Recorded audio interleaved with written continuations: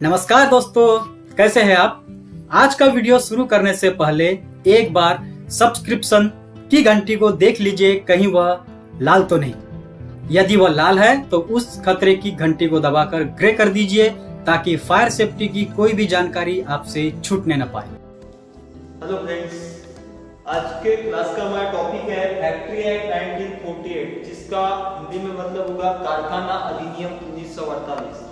कारखाना अधिनियम 1948 में क्या क्या प्रावधान रखे गए हैं, ये क्यों स्थापित किया गया है, इस कायदे में कौन से मुद्दे रखे गए हैं, कौन से कार्यों के लिए कौन से नियमों का गठन किया गया है, इस चैप्टर के माध्यम से हम लोग जानेंगे। तो सबसे पहले कारखाना अधिनियम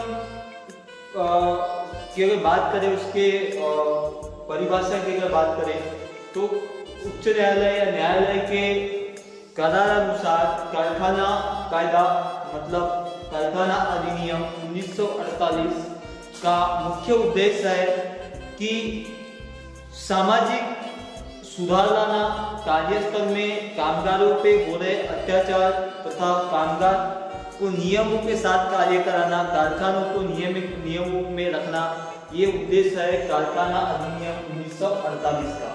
तो सामाजिक सुधार और कानून ऐसा बना होना चाहिए, अधिनियम ऐसा बना होना चाहिए जो उदार सके, जो तर्कपूर्ण हो, जिसमें जो सुरक्षा, जो जरूरी सुरक्षा है, जो कार्यस्थल में कामगारों के लिए, कर्मचारियों के लिए जो प्रावधान होना चाहिए उसको मेंटेन रखते हुए उसमें कार्य करवाने वाला कानून बना होना चाहिए, ऐसा अधिनियम बना होना चाहिए। तो सबसे पहले हम बात करें, अगर जैसे इन्फोर्समेंट ऑफ रूल, जैसे कायदे के अनुसार जो नियम बने हैं, जो दबावशाली नियम है, उनको पालन करवाने के लिए इस अधिनियम के तहत क्या किए गए हैं, कुछ अधिकारियों की, कुछ निरीक्षक की भी नियुक्तियां की गई है।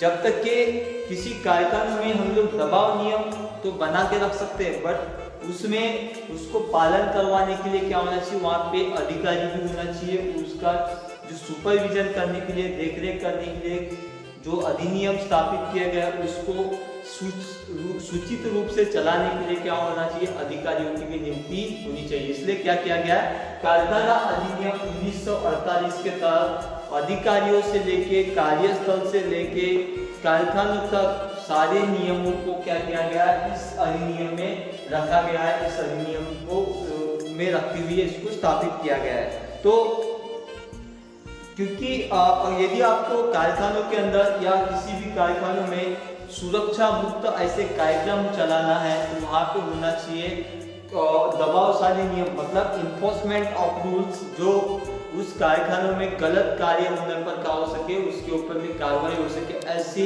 अधिनियम के तहत क्या होना चाहिए, नियम रूल्स बने होना चाहिए, जिसको हम बोल सकते हैं इन्फोर्समेंट ऑफ रूल्स। तो कारखाना अधिनियम 1948 के तहत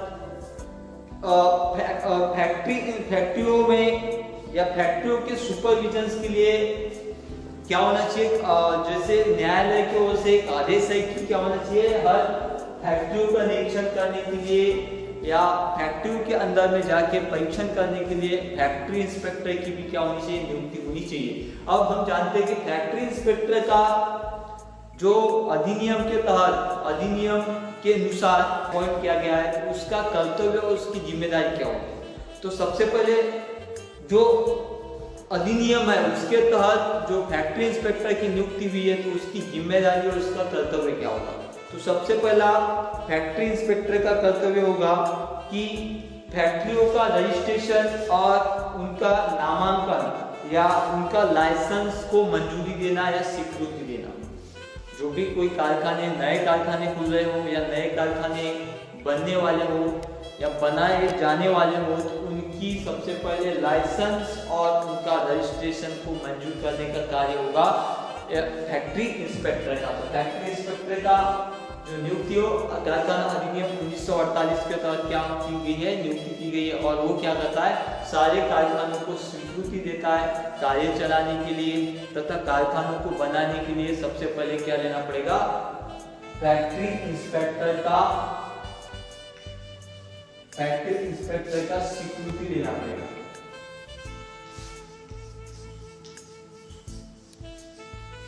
दूसरा है कि फैक्ट्री इंस्पेक्टर जो स्थापित प्लांट है, जो स्थापित कारखाने हैं, उनमें चल रहे कार्यों के कार्यस्थल में जाके परीक्षण करना, विजिट देके वहां पे परीक्षण करना, निरीक्षण करके वहां पे देखना कि कौन सा प्लांट, कौन सी मशीनरी जो है उसमें क्या प्रॉब्लम है, उससे संबंधित जो कामगार है उनके दस्तावेज की जांच करना, उनका जो कारखानों का जो रूल्स के अनुसार होना चाहिए कार्य, वो उसकी जांच पड़ताल करने का भी कार्य होगा फैक्ट्री इंस्पेक्टर का। उसके बाद फैक्ट्री इंस्पेक्टर का कार्य सिर्फ निरीक्षण करना ही नहीं होगा, बल्कि समय समय पर जाके उनको सुरक्षा के तरीके तथा कारखानों में नए नए प्रोत्साहित करने वाले ऐसे सुझाव देने का भी कार्य होगा फैक्ट्री इंस्पेक्टर का। उसके बाद फैक्ट्री इंस्पेक्टर जो सेफ्टी, मतलब जो कारखाना अधिनियम 1948 के तहत जो सुरक्षा तथा स्वास्थ्य तथा कल्याणकारी सुविधाओं के लिए जो प्रावधान रखा है अधिनियम के तहत, उसके बारे में कामगार तथा कर्मचारियों को सुझाव देना, उनके बारे में उनको समझाना, बताना कि क्या क्या आपको मिलना चाहिए कारखाना अधिनियम 1948 के तहत, उसके बारे में उनको जानकारी देना। क्योंकि वर्कर्स या कर्मचारियों को अधिनियम के तहत क्या क्या मिलना चाहिए, कैसे कैसे उनको सुविधाएं होनी चाहिए, उनका कार्यस्थल तथा उनके मशीन्स में क्या क्या सुरक्षाएं होनी चाहिए, क्या नहीं होना चाहिए, क्या होना चाहिए, इसके बारे में क्या वर्कर को बताने का जो कार्य होता है, कर्मचारियों को बताने का जो कार्य होता है, वो गवर्नमेंट की तरफ से या न्यायालय की तरफ से बताने के लिए मेन कार्य दिया जाता है फैक्ट्री इंस्पेक्टर, जो सरकार या जो न्यायालय है वो क्या करता है, कायदे के तहत उसकी नियुक्ति करता है, जो कि कारखानों में जाके, कार्यस्थलों में जाके क्या कर सके, उनको सुझाव दे सके, उनको सलाह दे सके। तो अधिनियम जो स्थापित किया गया है उसमें क्या किए गए, ऐसे कुछ नियम बनाए गए जो अलग अलग धाराओं में बटे गए। जैसे उदाहरण के तौर पे अगर हम बात करें एक सेफ्टी पॉलिसी, तो सेफ्टी पॉलिसी क्या है, कारखाना अधिनियम 1948 के तहत धारा 41B के तहत क्या होना चाहिए कि वो बनी हुई होना चाहिए, उसमें क्या क्या होना चाहिए, किसके माध्यम से होना चाहिए, उसके बारे में क्या किया गया, कायदे के मीन्स अधिनियम के अनुसार क्या किया गया, उसको पहले से ही लिखा गया। अब जब अधिनियम के तहत लिखा गया है कि पॉलिसी बनी होना चाहिए, पॉलिसी में ये स्टेटमेंट होना चाहिए, पॉलिसी में ये पॉलिसी का जो प्रकटीकरण है वो सभी कामगार कर्मचारियों के सामने होना चाहिए, इसके बारे में क्या किया गया, पहले से ही उसमें रचा गया।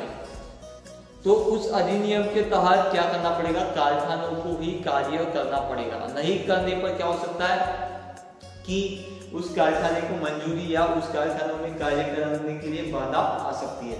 तो अब देखते हैं कि फैक्ट्री एक्ट जो कारखाना अधिनियम है उसमें काय काय के लिए मुख्य प्रावधान रखे गए हैं। तो सबसे पहले स्वास्थ्य के लिए, दूसरा है सुरक्षा के लिए, तीसरा है वेलफेयर मतलब कल्याणकारी सुविधाओं के लिए, चौथा है कार्यस्थल की समय सीमा निश्चित की गई है, पांचवा है जो कामगार व्यक्ति है या व्यक्तियों के रोजगार के संबंध में, उसके बाद छठवा है छुट्टियां जो छुट्टी मिलती है उसके संदर्भ में तथा व्यवसायिक बीमारियों के संदर्भ में, उसके बाद है नेक्स्ट जो है वो है सोशल प्रोविजंस, उनको सामाजिक प्रावधान देने के दृष्टिकोण से, उसके बाद 9 जो लास्ट पॉइंट है वो पेनल्टीज एंड प्रोसीजर्स, गलत कार्य करने पर किस प्रकार से जुर्माना होना चाहिए या कौन से गलत कार्य के लिए जुर्माना होना चाहिए, कौन से कार्य की नहीं होना चाहिए, उसका भी क्या हुआ किया गया है,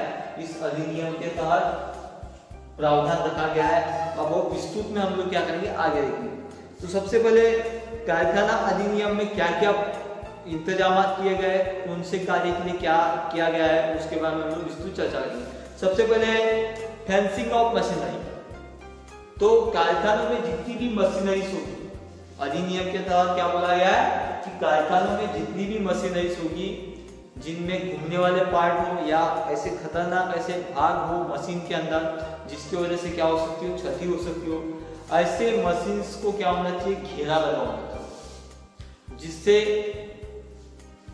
उस मशीन से अनजान व्यक्ति या उस मशीन से का जानकार न होने वाला व्यक्ति उस मशीन के नजदीक ना जा सके। इसलिए उस मशीन के बाजू में आसपास क्या लगा होना चाहिए, घेरा होना चाहिए।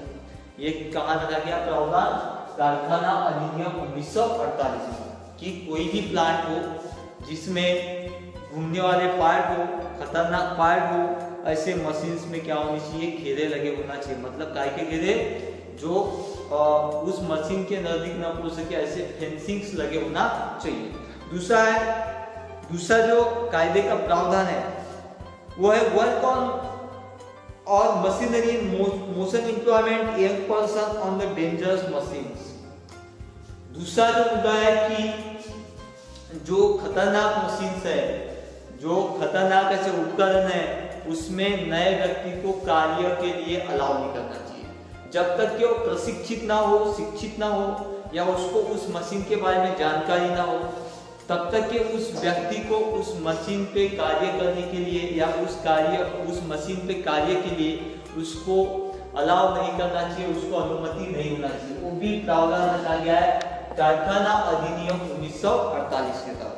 कोई भी नए व्यक्ति को आप क्या नहीं कर सकते, खतरनाक मशीन पे कार्य के लिए नहीं भेज सकते। तीसरा जो प्रावधान रखा गया है वो सेल्फ एक्टिंग मशीन, स्वयं चलित मशीन, जैसे कन्वेयर बेल्ट या किसी मशीन में लगा हुआ बेल्ट, वो क्या होता है, स्वचालित होता है। अब कन्वेयर बेल्ट का काम क्या होता है कि एक छोर से दूसरे छोर को सामान को पहुंचाना। तो सामान पहुंचाने वाला जो कन्वेयर बेल्ट है वो क्या आ जाएगा, सेल्फ एक्टिंग में आ जाएगा। वो सिर्फ क्या हो रहा है, कोई उसको चला रहा है कि नहीं, वो खुद ही चल रहा है। तो ऐसे सेल्फ एक्टिंग जो उपकरण होते हैं या मशीन होती है, उनको क्या होना चाहिए, बाहरी से प्रोटेक्शन होना चाहिए, ताकि उस बेल्ट में, चलते हुए बेल्ट में कोई आदमी फंस ना सके, उसमें लटक ना सके। ऐसे बेल्ट के लिए क्या होना चाहिए, अंदर से ही उसका ट्रैक बना होना चाहिए और बाहर से पूरा क्या होना चाहिए, प्रोटेक्शन घेरा लगा होना चाहिए। तो ये भी प्रावधान रखा गया कारखाना अधिनियम 1948 में। केसिंग ऑफ मशीन, ऐसी सबसे पहले तो ऐसे सभी मशीन जिनमें घूमने वाले पार्ट है उनको क्या माना था, डेंजर माना था। या ऐसी मशीन जिनमें हाई वोल्टेज वाले मशीन हो या जिनमें बहुत ज्यादा घूमने वाले बारीक पार्ट्स हो या बड़े पार्ट्स हो, ऐसे मशीन्स को डेंजर माना था। ऐसे मशीन्स में क्या होना चाहिए, केसिंग्स लगे होना चाहिए, गार्डिंग्स लगे होना चाहिए, कवरिंग होना चाहिए, ताकि अनजाने से या गलती से उस मशीन के अंदर कोई कपड़ा फंसने से या आदमी का जो इधर जो पार्ट्स है बॉडी के, जैसे हाथ हो गया, पैर हो गया या हेयर्स हो गए, ये उसको टच ना हो सके या उसमें फंस ना सके, इसलिए क्या होना चाहिए, उसमें कवरिंग्स लगे होना चाहिए। ये हो गया प्रावधान कारखाना अधिनियम 1948 के अनुसार। तो उसके बाद है hoist and lift. Hoist and lift के संदर्भ में क्या कहा गया है, कारखाना अधिनियम 1948 में वो जान लेते हैं। तो हॉइस्ट और लिफ्ट में कहा गया है कि सबसे पहले तो हॉइस्ट और लिफ्ट अच्छी तरह से मजबूत बनी होना चाहिए। हॉइस्ट और लिफ्ट क्या होना चाहिए, मजबूत बनी होना चाहिए। साथ में उसे जानकार व्यक्ति के माध्यम से या समय समय पर उसका जो परीक्षण है, निरीक्षण है, वो जानकार व्यक्ति से होना चाहिए, उसके सामने होना चाहिए। उसके बाद जो भी निरीक्षण होगा वो जानकार व्यक्ति के सामने होना चाहिए, तथा जब भी उस मशीन का निरीक्षण किया जाएगा, जैसे हॉइस्ट और क्रेन का, तो उसमें उसकी जो इंस्पेक्शन की डेट है जो हुई है, वो होने वाली है, उसका भी क्या होना चाहिए, रजिस्टर में उल्लेख होना चाहिए। ये भी प्रावधान रखा गया है कारखाना अधिनियम 1948 में। उसके बाद नेक्स्ट देखते हैं लिफ्टिंग टैकल्स। लिफ्टिंग टैकल्स के संदर्भ में कारखाना अधिनियम में क्या क्या प्रावधान रखे गए वो देखते हैं। तो सबसे पहले लिफ्टिंग मशीन हो गया, सीलिंग हो गया, चैन हो गया, वायर रोप हो गया, या डिसाइकल हो गया, बोसाइकल्स हो गया, चैन हो गए इत्यादि मजबूत मटेरियल से बने होना चाहिए। मजबूत मटेरियल से क्या होना चाहिए, ये सारी चीजें बने होना चाहिए, चैन हो गया, रोप हो गया, या डिसाइकिल्स हो गया, मशीन्स हो गई, ये सारी चीजें जो है वो मजबूत पदार्थ से बने होना चाहिए। उसके बाद इन्हें समय समय पर कम से कम 12 महीने में एक बार जानकार व्यक्ति से इनका परीक्षण होना चाहिए। उसके बाद इनका मेंटेनेंस प्रॉपर तरीके से होना चाहिए, जिससे कि किसी प्रकार की हानि ना हो। तो ये भी प्रावधान रखा गया है कारखाना अधिनियम 1948 में। उसके बाद नेक्स्ट देखते हैं रिवॉल्विंग मशीनरी। रिवॉल्विंग मशीनरी बोले तो घूमने वाली, चलने वाली मशीनरी। तो ऐसे मशीनरीज जो चल रही हो, जैसे फ्लाई व्हील हो गया, या पुल्ली हो गई, या डिस्क हो गए, ऐसे सभी पार्ट्स, ऐसे सभी भाग जिनकी गति निश्चित की होती है, तो गति के ऊपर उनको नहीं भगाना चाहिए।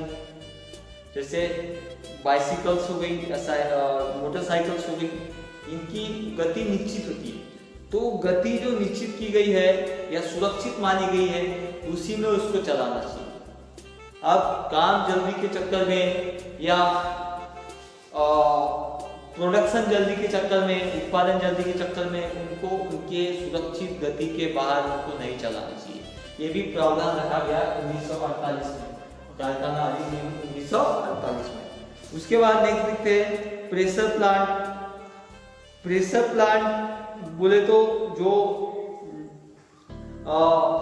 जो एग्जाम्पल में जिसमें प्रेशराइज लिक्विड हो, गैस हो, ऐसे प्लांट्स में क्या क्या सुरक्षा होनी चाहिए। तो ऐसे प्लांट्स की सबसे पहले तो इमरजेंसी में जल्द से जल्द बंद हो सके, सबसे पहले तो उनमें सेफ्टी वॉल इंस्टॉल होना चाहिए। जो भी प्रेशर प्लांट है, रिसेल्स है, टैंकर्स है, पाइपलाइंस है, इनमें सबसे पहले क्या होना चाहिए, सेफ्टी वॉल्स लगे होना चाहिए, इंस्टॉल होना चाहिए। दूसरा है इमरजेंसी के दौरान उनको तुरंत बंद करने के लिए उनमें रिमोट कंट्रोल ऐसे वाल्व होना चाहिए जो तुरंत क्या हो सके, बंद हो सके। उसके बाद उनका जो जांच है वो जानकार व्यक्ति से, कॉम्पिटेंट पर्सन से होना चाहिए। जैसे 6 महीने में एक बार, साल में एक बार, ऐसी जो भी उनकी निश्चित डेट है या निश्चित समय है उसमें क्या होना चाहिए, उसका निरीक्षण होना चाहिए। तो ये हो गया प्रेशर प्लांट्स के संदर्भ में, जो कि आपको क्या करना है, सेफ्टी वॉल इंस्टॉल रखना है अधिनियम के तहत। उसका परीक्षण 6 महीने में, 12 महीने में एक बार होना चाहिए। उसके बाद इमरजेंसी के दौरान तुरंत बन सके इसलिए रिमोट कंट्रोल वाला होना चाहिए। ये हो गए प्रेशर प्लांट से संबंधित में सुरक्षा, जो कि कारखाना अधिनियम 1948 के तहत कहा गया। उसके बाद नेक्स्ट देखते हैं floor, stage and means of access. Floor, first, stage बोले तो पायरिया, और मीन्स ऑफ एक्सेस मतलब बोले तो जाने आने के मार्ग। तो सभी फ्लोर, स्टेज मतलब सभी फर्श, पायरिया, जाने आने के मार्ग या गलियारे वो हमेशा क्या होना चाहिए, अड़चन मुक्त होना चाहिए। कारखाना अधिनियम के तहत क्या होना चाहिए, ऐसे जाने आने के मार्ग, पायरिया, गलियारे ये हमेशा क्या होना चाहिए, अड़चन मुक्त होना चाहिए। उसके बाद ऐसे जगहों में, जाने आने के मार्ग में कोई सामान का संचय करके नहीं रखना चाहिए। उनको हमेशा ऑयल, ग्रीस से मुक्त रखना चाहिए ताकि स्लिपिंग, ट्रिपिंग का चांस ना बन सके। ये हो गया फ्लोर, स्टेज या जाने आने के मार्ग के संदर्भ में। उसके बाद देखते हैं ओपनिंग्स इन फ्लोर। जो भी ऊंचाई वाली फर्श होती है उनमें किसी प्रकार की ओपनिंग्स नहीं होना चाहिए। इसके लिए भी क्या किया गया, प्रावधान रखा गया कि किसी भी फर्श में क्या नहीं होना चाहिए, ओपनिंग्स नहीं होना चाहिए। अभी इसके आगे के जो और भी बहुत सारे मुद्दे हैं जो अधिनियम में जिनके लिए प्रावधान रखा गया है, उनके बारे में हम लोग चर्चा करेंगे नेक्स्ट क्लास में। Thank you. और आगे ऐसा ही एक फायर सेफ्टी से संबंधित टॉपिक लेकर फिर से हाजिर होंगे। तब तक के लिए गुड बाय। जय हिंद, जय सुरक्षा।